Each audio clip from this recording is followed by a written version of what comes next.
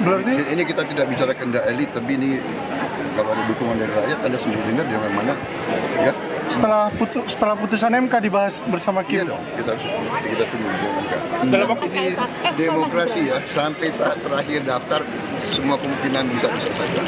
Dan saya katakan kita harus rukun, harus kerjasama. Dan saya bilang saya hubungan sama Pak Ganjar baik. Ya. Ini tokoh-tokoh baik semua, rakyat perlu ketenangan. Kehendak rakyat menjadi kata kunci Prabowo Subianto menanggapi wacana Gibran Rakabuming menjadi bakal calon wakil presiden yang akan mendampinginya di Pilpres 2024.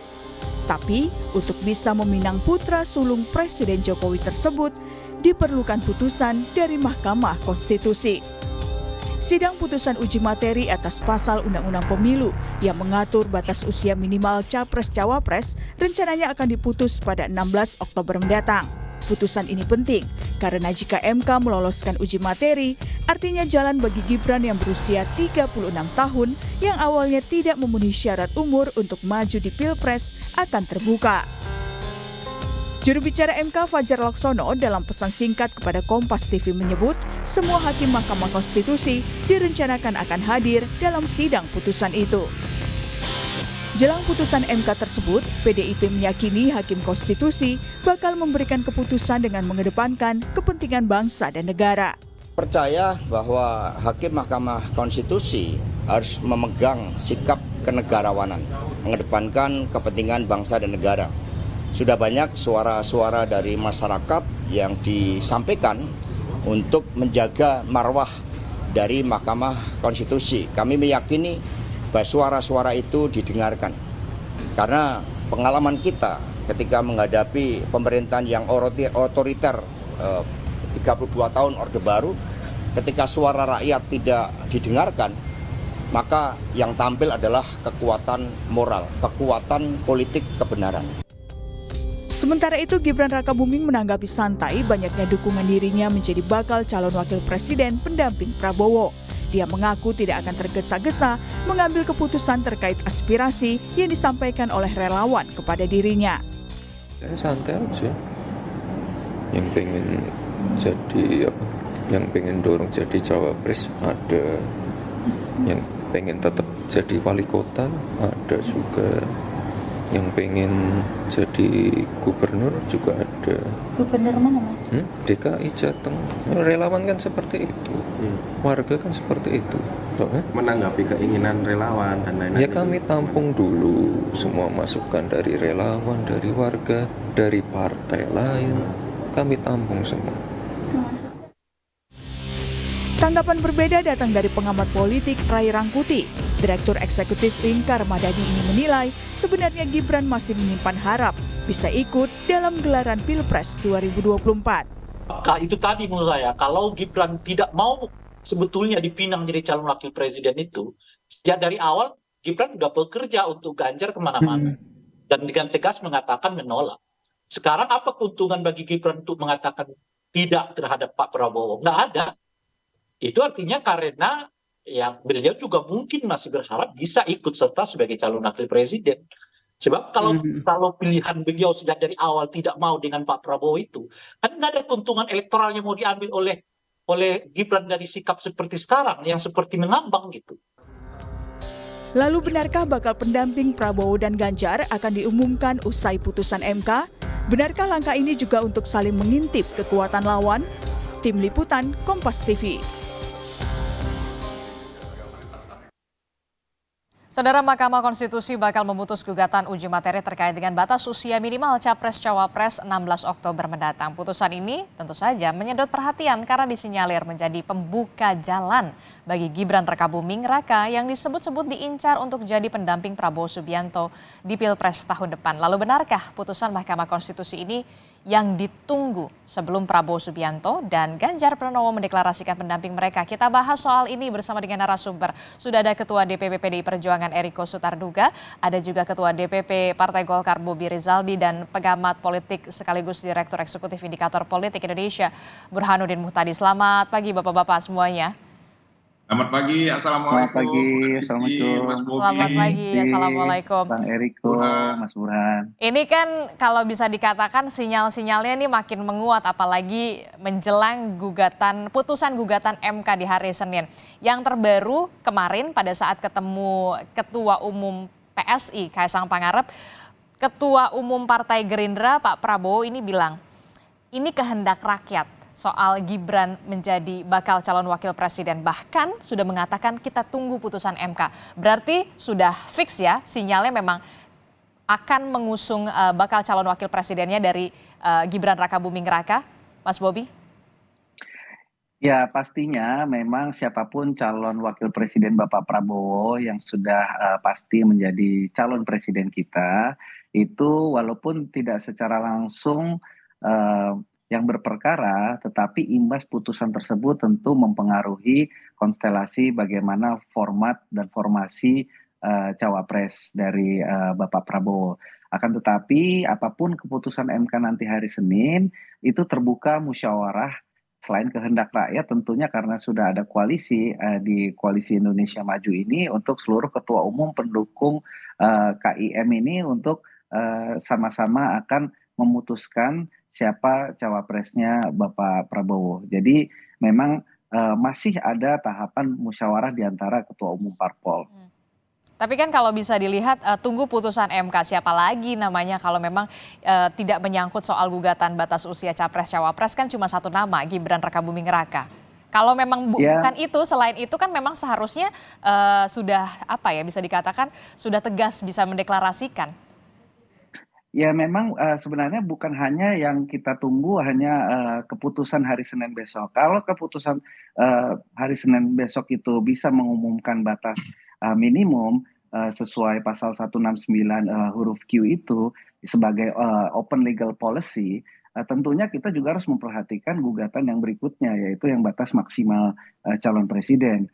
Jadi bukan semata-mata hanya soal bagaimana keputusan tersebut, tapi konstruksi putusan tersebut juga perlu kita cermati bersama. Ini yang perlunya nanti musyawarah pada hari Senin. Kalau soal substansi minimal, memang sudah banyak presiden di negara-negara lain. Di Amerika pun juga 35, ada di Australia, ada di Brazil, Siprus, India, itu semua 35 tahun. Tetapi memang untuk keputusan nantinya tentu harus bersama-sama dengan Ketua Umum Partai Pendukung Koalisi Indonesia Maju untuk Bapak Prabowo. Oke, jadi harus sama-sama dibahas musyawarah untuk mufakat begitu. Nah, berarti nanti malam atau seperti apa? Kan katanya informasinya hari ini juga Ketua Umum Koalisi Indonesia Maju akan membahas soal bacawa pres. Ya, memang semuanya kan terkait format bagaimana strateginya, bagaimana nanti pola pemenangannya terkait apapun keputusan MK hari Senin. Ya memang kalau di dalam hati semoga ya keputusan MK hari Senin itu sesuai dengan ekspektasi dan rencana-rencana pemenangan calon presiden Bapak Prabowo. Emang ekspektasinya berarti supaya bisa mengusung Gibran dong, Mas Bobi, kalau sesuai ekspektasi? Bukan. Jadi bukan maksudnya setelah hari Senin sudah tidak ada lagi yang hal yang bisa berimbas terhadap pencalonan. Itu tadi pencalonan batas usia minimum itu kan satu hal sebagai open public policy atau bukan. Kalau open public policy berarti habis ini masih ada lanjutannya lagi kan berarti. Nah itulah yang kiranya bisa menjadi opsi-opsi dan juga bagaimana ketua umum ini saling bermusyawarah. Oke, tapi kalau katanya KPU, kalau misalkan memang sudah dikabulkan, KPU monggo-monggo saja bisa langsung merevisi. Berarti makin mulus dong langkahnya. Ya itu kan kita kan hanya berbicara mengenai usia minimum. Tetapi kan itu tadi ada gugatan lain yang perlu juga kita waspadai, yaitu batas maksimal. Dan itu pasalnya sama, pasal 169 huruf Q itu juga. Oke, kayaknya ini nih Bang Eriko udah nggak sabar nih mau jawabnya seperti apa, Bang Eriko. Bang Eriko, ini menunggu ekspektasi, harus sesuai ekspektasi. Sebenarnya begini Mbak Adisti, saya kadang-kadang ya bertanya-tanya, kemarin juga di beberapa media, ini bagi Mbak Adisti, Mas Bobi, Mas Burhan, begitu juga seluruh penonton Kompas TV dimanapun Anda berada, apakah sudah pasti hari Senin ini keputusan? Tidak ada yang bisa menjamin itu. Sudah berapa kali mundur dalam hal ini. Itu pertama.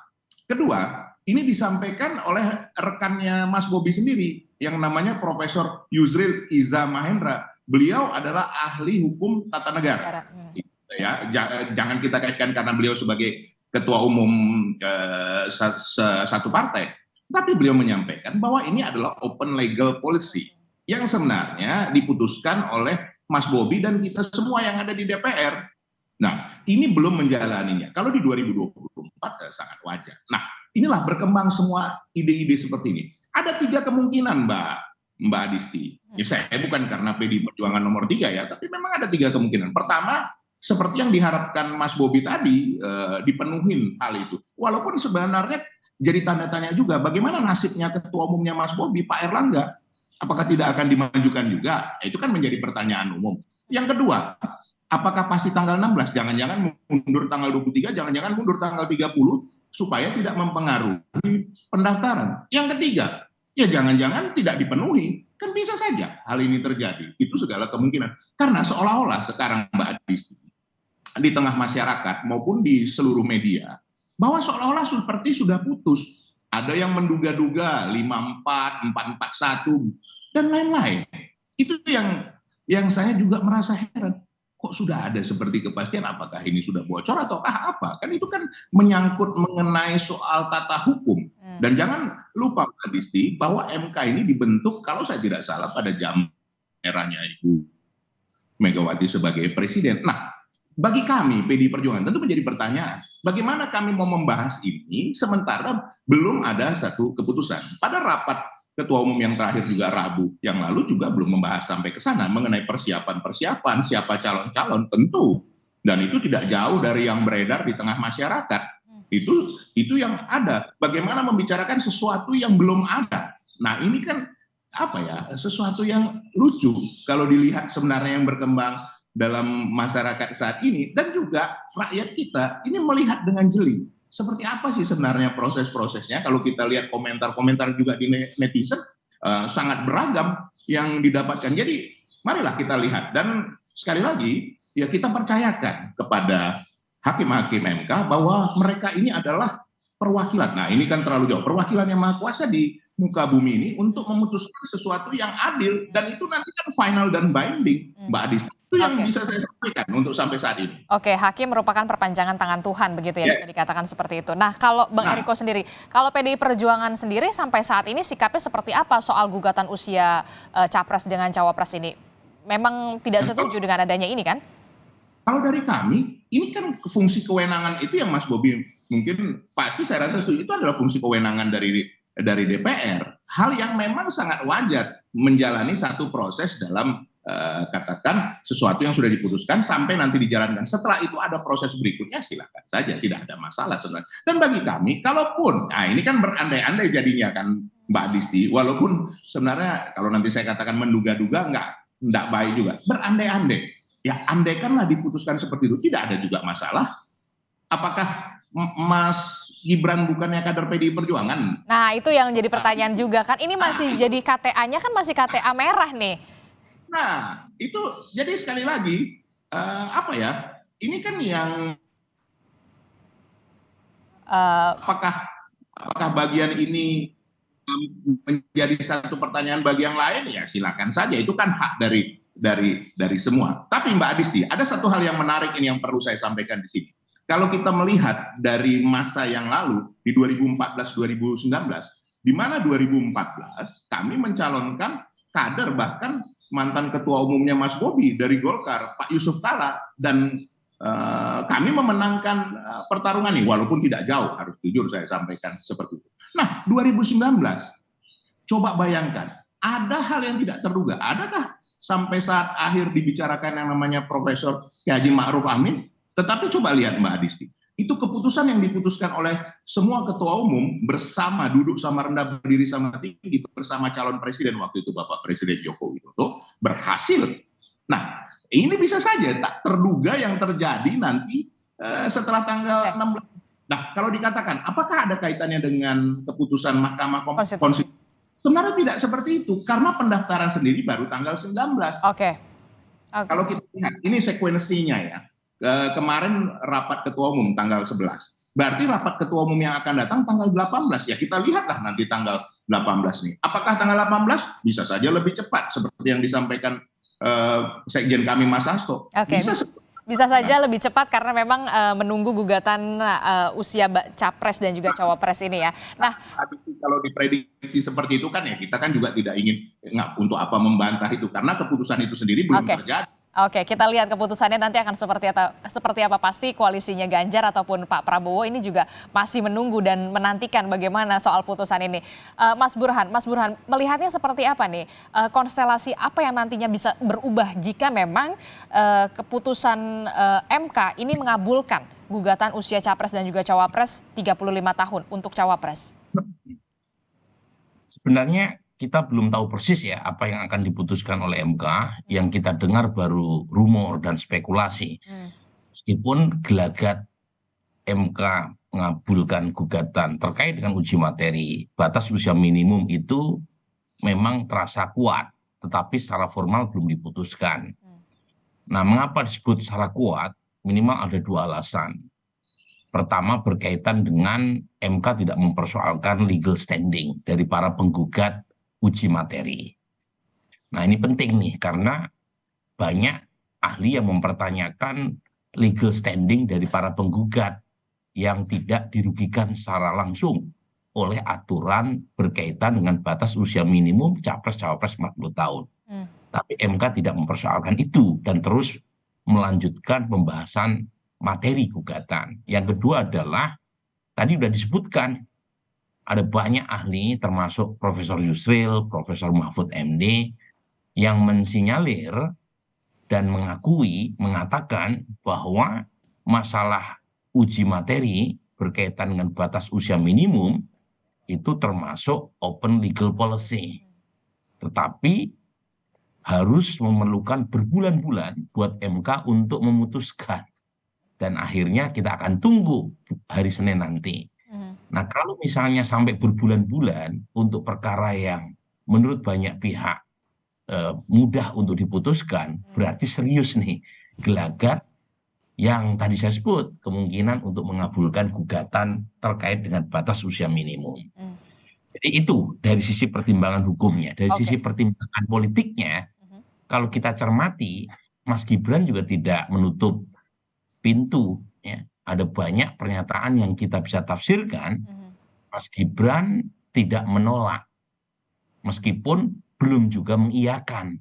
Kalau misalnya MK mengabulkan gugatan uji materi.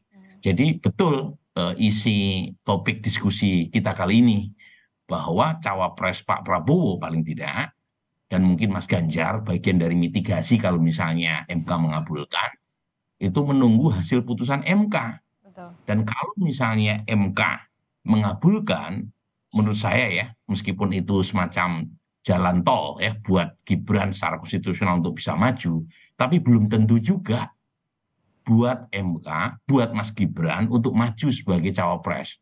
Meskipun positioningnya itu ibarat lomba ya di first lap ya, kalau misalnya MK mengabulkan. Tetapi belum tentu, saya sebut belum tentu karena ada dua faktor.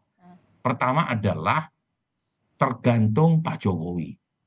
Karena kalau misalnya Pak Jokowi memberi izin kepada Gibran maju sebagai cawapres Pak Prabowo, itu tentu akan membuka konfrontasi lebih dalam dengan PD Perjuangan. Karena bagaimanapun Pak Jokowi dan Mas Gibran adalah kader PD Perjuangan. Jadi kalau misalnya Mas Gibran diberi izin ya menjadi cawapres Pak Prabowo, sementara basis Mas Gibran itu overlap dengan basis PD Perjuangan dan Mas Ganjar, itu artinya semacam mengibarkan konfrontasi dengan kubu Bung Eriko. Gitu. Iya, itu yang pertama. Jadi, belum tentu ya. Sangat tergantung oleh keputusan akhir Pak Jokowi. Yang kedua adalah pertimbangan elektoral.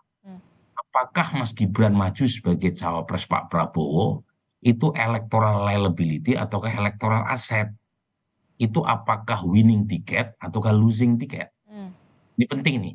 Kalau misalnya dianggap sebagai electoral liability, artinya potensi apa yang bisa membuat Mas Gibran jadi beban elektoral. Misalnya tudingan terkait dengan politik dinasti. Ya, betul. Ya, itu kalau misalnya digulirkan sampai Februari, seberapa besar efek itu menggerus elektabilitas Pak Prabowo, termasuk juga approval rating Pak Jokowi sendiri. Yang kedua, bisa juga sebagai electoral asset.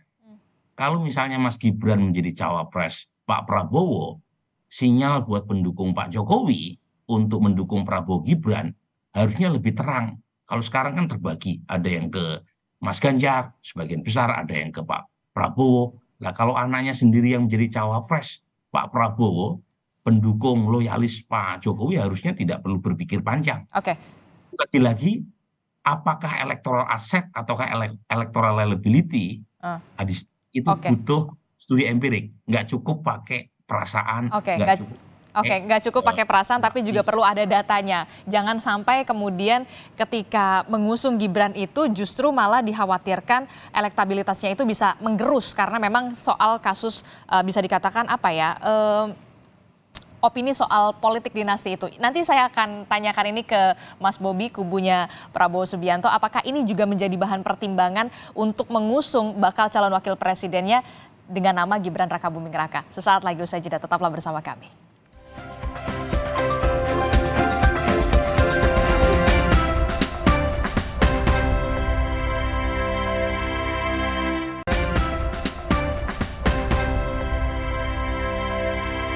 Terima kasih Anda masih bersama kami di Sapa Indonesia Pagi. Kami masih melanjutkan dialog kita di pagi hari ini menanti putusan gugatan Mahkamah Konstitusi yang kemudian disinyalir menjadi pembuka jalan bagi Gibran Rakabuming Raka yang disebut-sebut ini diincar untuk jadi pendamping Prabowo Subianto di Pilpres tahun depan 2024. Kita masih membahasnya bersama dengan ada Bang Eriko Sutarduga, kemudian ada Mas Bobi dan juga Mas Burhan. Saya langsung ke Mas Bobi deh. Mas Bobi, ini kan kita tahu ya, Mas Gibran ini sinyalnya makin menguat di kubunya Pak Prabowo. Kehendak rakyat, kemudian kita tunggu putusan MK Senin depan. Padahal kalau kita lihat di sini, di radar bakal calon wakil presiden koalisi Prabowo, nama Erlangga ini bisa dikatakan nama Pak Erlangga ini sudah all out, begitu. Seperti apa? Ya, memang salah satu bahan dalam permusyawarahan untuk menjadikan calon wakil presiden Bapak Prabowo, tentunya kami dari Partai Golkar mengusung penuh dan mendukung penuh Bapak Erlangga Hartarto. Belum ada yang lainnya. Tetapi kalau bila mana calon presiden dari Partai Golkar Bapak Prabowo ini ada silaturahim dengan para tokoh-tokoh nasional, itu mungkin ya itu kan boleh-boleh saja. Tetapi dalam hal penetapan calon wakil presiden, tentu saat ini Partai Golkar tidak ada lain dan tidak bukan adalah Bapak Erlangga Hartarto. Dan itu adalah dasar bagaimana permusyawarahan ini kita membentuk suatu koalisi baru, koalisi Indonesia Maju, di mana nanti siapapun calon wakil presidennya, yang jelas wakil presiden dari Partai Golkar yang saat ini akan diusung adalah Bapak Erlangga Hartarto. Jadi apapun nanti hasil dari keputusan MK, bila mana itu menjadi pertimbangan calon presiden kita, tentu itu pun harus dimusyawarahkan dan juga harus mendapat persetujuan dari Ketua Umum Partai Golkar sebagai pendukung koalisi Indonesia Maju. Oke, kalau dari Golkar sendiri memang tetap mengusung atau tetap 100% pas saat ini. Oke. Tidak ada yang lain. Walaupun memang ada pertimbangan nama-nama lain menguat ya. Salah satunya adalah Gibran Rakabuming Raka yang kita tahu ada di kubu sebelah, KTA-nya masih KTA merah begitu kalau dilihat ya.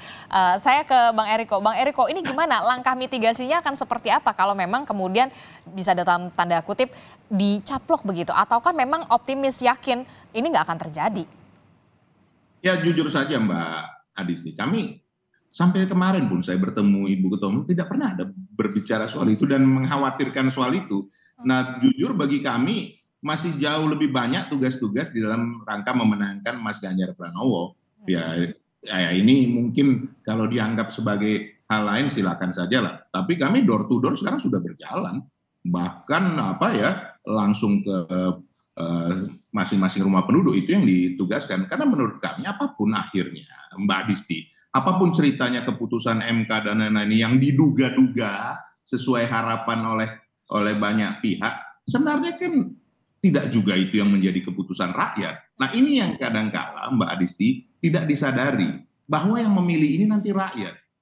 bayangkan saja, ini ditonton oleh rakyat Kompas TV dan ini merupakan satu pembelajaran baik. Tadi Mas Burhan juga sudah sampaikan bahwa apapun juga perkembangan-perkembangan yang ada ini kan dilihat sepenuhnya oleh rakyat.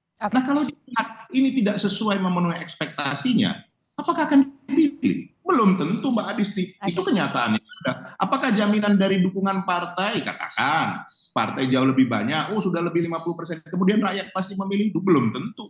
Karena ini dilihat figurnya, dilihat track recordnya. Dan ya maaf, kalau kita melihat, boleh saja ada yang tidak sependapat. Tapi kalau dalam pergantian kepemimpinan nasional itu adanya regenerasi, itu penting sekali Mbak Adisti. Apapun seperti itu. Karena kenapa? Bayangkan kalau kepemimpinan ini diteruskan menjadi sesuatu yang lebih berumur atau lebih senior. Ini bagaimana akan terjadi? Dan rakyat akan melihat itu juga. Jadi ini sebenarnya jujur saja Mbak Adisti, 1 minggu ke depan ini kan ini hal-hal yang paling prinsipil yang dilihat oleh semua partai. Adakah partai yang mau kalah? Nggak ada lah Tidak pastilah ada. ya. Tapi Seperti Mas Bobi katakan, sebelum janur kuning memang sudah pasti namanya Golkar ada di sana terus, belum tentu. Ini sampai tanggal 19 ini ya masih banyak kemungkinan yang akan terjadi. Tidak ada yang bisa menjamin bahwa adanya satu kepastian di dalam keputusan itu. Yang pasti adalah ketidakpastian itu sendiri. Coba bayangkan, kalau misalnya nanti Pak Erlangga tidak dicalonkan, bagaimana Mas Bobi? Partai sebesar partai yang sudah lama dari zaman kita bersama-sama, dari zaman waktu yang lalu, tiba-tiba terus kemudian dapat apa? Apa yang terjadi? Apakah itu semua slogan-slogan, apakah semua baliho, semua itu hanya suatu kesia-siaan? Kan tidak seperti itu Mbak Adisti. Itu yang kita bahas kalau kita mau melihat secara jujur. Dan jangan lupa, rakyat sangat cerdas dalam hal ini. Lihat nanti dalam proses. Rakyat sudah sangat cerdas. Saya juga tadi melihat Bang Eriko sepertinya lebih adem ayem ya sekarang ya. Ataukah memang sudah ada nama ya untuk pendamping dari Pak Ganjar ini ya? Katanya sudah ada nama ya, tapi masih dikip begitu. Jujur saja Mbak Adisti, andaikan pun saya tahu, istri saya saja belum tahu. Apalagi yang lain. Bagaimana lah saya bisa memastikannya? Kan tadi saya sudah pastikan. Yang pasti saat ini adalah ketidakpastian itu sendiri. Bisa saja terjadi hal-hal yang tidak terduga. Itu Mbak Adisti. Oke, nah saya langsung ke Mas Burhan. Mas Burhan, kalau melihat ini kan kita juga tidak bisa menutup mata ya. Banyak sekali deklarasi-deklarasi dukungan terhadap Gibran Rakabuming Raka ini untuk maju sebagai calon wakil presiden dari Prabowo Subianto di beberapa daerah. Anda melihatnya fenomena ini apakah akan meningkatkan elektabilitas Gibran dan Prabowo atau justru seperti apa? Begini ya, pertama dukungan-dukungan itu wajar, bagian dari aspirasi yang mungkin ingin disuarakan. Tetapi yang harus dicek, apakah mereka yang meminta agar Gibran dipasangkan dengan Pak Prabowo itu mayoritas dari publik ataukah tidak. Karena bagaimanapun ini bagian dari testing the water yang mungkin penting untuk dicek sebelum proses pendaftaran. Tetapi moment of truth-nya itu Februari 2024. Jadi kalaupun toh misalnya ya dukungan-dukungan tersebut dianggap sukses untuk minimal meningkatkan suara elektabilitas Mas Gibran ketika dipasangkan dengan Pak Prabowo, tetapi pemilu itu masih 5 bulan. Jadi harus dihitung secara matang. Apakah opini yang mendukung pasangan Pak Prabowo dengan Mas Gibran itu mengimbangi arus atau narasi publik yang menolak atau tidak. Kan ini kan suara penolakan datang dari nama-nama besar ya, yang selama ini menjadi pendukung Pak Jokowi, seperti Mas Gunawan Muhammad misalnya. Nah, apakah resistensi publik terhadap pasangan Prabowo Gibran itu seimbang atau lebih kecil atau lebih besar dari arus dukungan yang digalang oleh misalnya sebagian relawan Pak Jokowi seperti Samawi, atau mungkin keputusan Rakernas Projo akhir pekan ini, atau tidak, karena yang memilih adalah ratusan juta orang. Jadi moment of truth-nya itu bukan sebelum pendaftaran. Itu kan hanya sekedar tiket formal untuk mendapatkan legalitas sebagai calon presiden dan wakil presiden. Tetapi apakah narasi misalnya yang menentang pasangan Pak Prabowo Gibran dengan alasan politik dinasti itu bergulir terus sampai Februari 2024 dan dan itu justru malah bisa mengakibatkan dampak negatif kepada Pak Prabowo atau tidak. Nah ini yang harus dihitung matang tadi. Nah masalahnya kan memang pendaftarannya terlalu mepet ya. Betul. Apalagi diajukan dari November ke akhir Oktober, dan ini tentu menjadi tugas penting buat Mas Bobi dan kawan-kawan di Koalisi Indonesia Maju. Nah yang berikutnya yang menurut saya krusial juga, Disti, memang untuk koalisi pendukung Pak Prabowo itu partai-partainya kan banyak. Minimal ada 4 partai pendukung Pak Prabowo yang memiliki kursi di parlemen. Betul. Dan masing-masing punya jago gitu ya sebagai cawapres. Nah, Jadi pada titik tertentu Mas Gibran ini bisa menjadi titik temu memang di tengah kealotan internal Koalisi Indonesia Maju dalam mengusung cawapres mereka masing-masing. Nah ini memang berbeda dengan koalisi pendukung Mas Ganjar, ya. di mana PDI Perjuangan itu terlalu besar ya, posisi tawarnya, Iya. hingga tidak terlalu, meskipun tentu dalam mekanismenya pasti mengundang ketua-ketua umum pendukung Mas Ganjar, Oke. tetapi tingkat komplikasinya itu tidak sepelik ya Koalisi Indonesia Maju. Nah pada titik ini Mas Gibran jadi kekuatan, karena kalau misalnya Mas Bobi mengusung Pak Erlangga, PAN mengusung Erick Thohir, PBB mengusung Yusril Iza Mahendra, belum lagi Demokrat, mungkin dicari cawapres yang bisa mempertemukan kepentingan semua partai pendukung Pak Prabowo. Tetapi jangan lupa itu kan hanya untuk tiket untuk mendaftarkan sebagai kontestan Pilpres.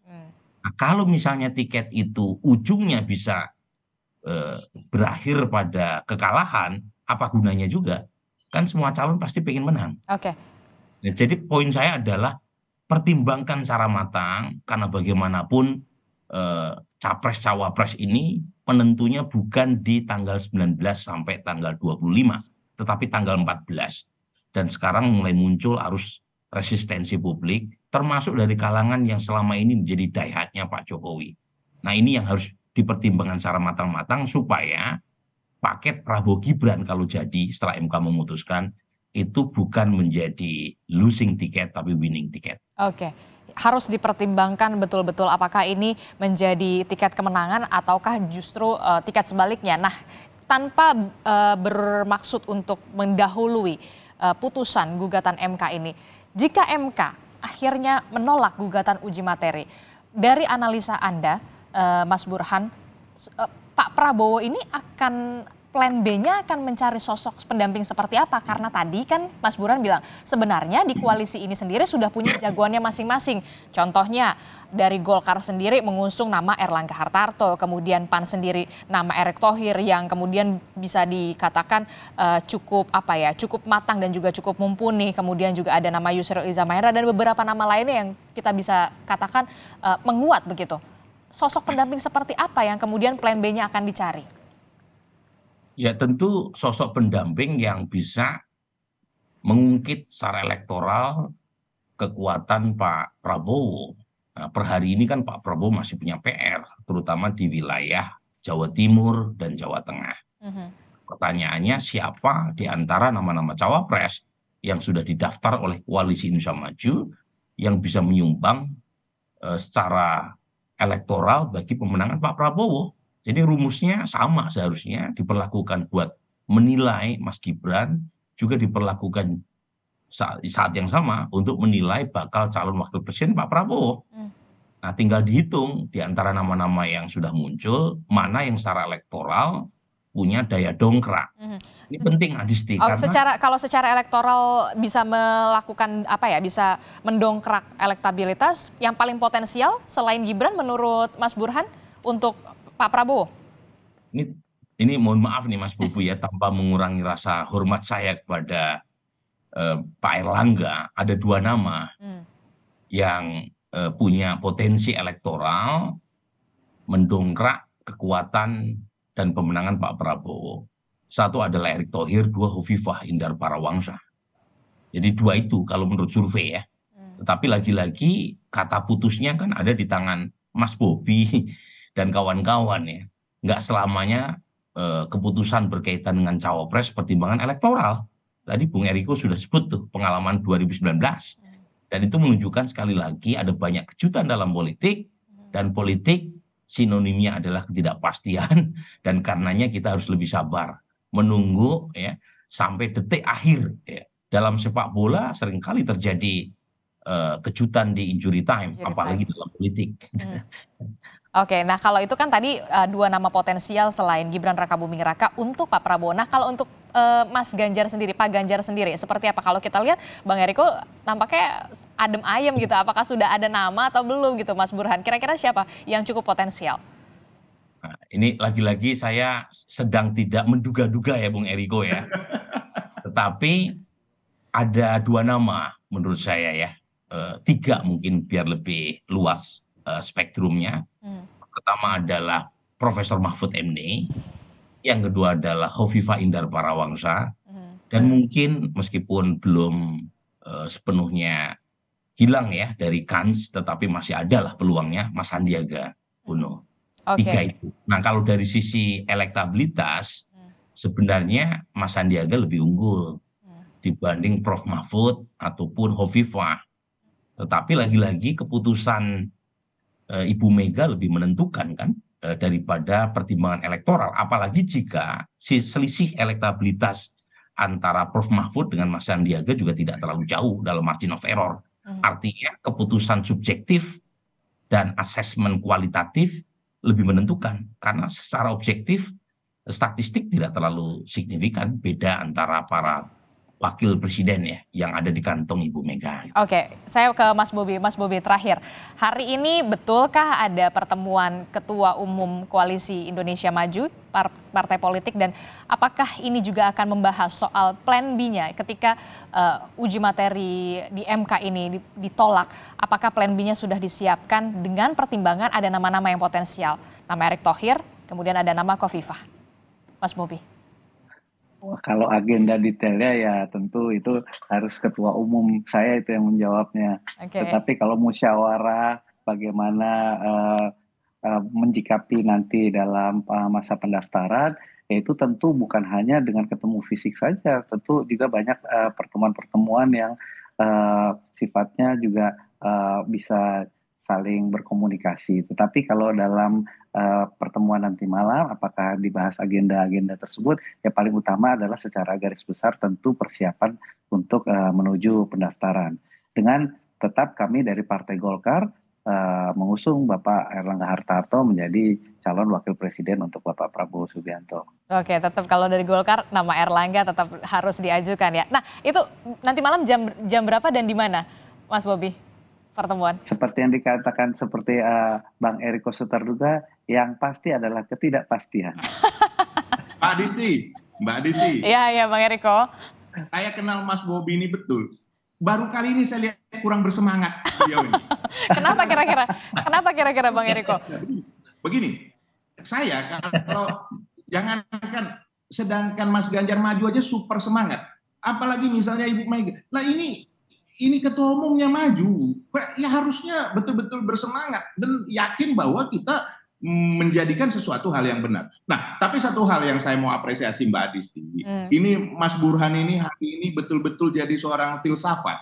Saya belum pernah melihat Mas Burhan sehalus, selembut ini, tapi saya harus jujur, apa yang disampaikan Mas Burhan itu benar, dan yang berkembang di kami memang tiga ini yang menjadi yang utama. Itu betul. Mas Burhan, saya tidak mengada-ngada, itu yang berkembang di kami. Tapi sekali lagi, politik the art of possibilities. Tidak ada yang tidak mungkin di politik. Politik adalah seni segala kemungkinan. Jadi kita tunggu saja Mbak Adisti, apakah sesuai prediksi Mas Burhan itu yang berkembang di kami sekarang, ataukah bisa terjadi hal yang tidak terduga seperti di tahun 2019.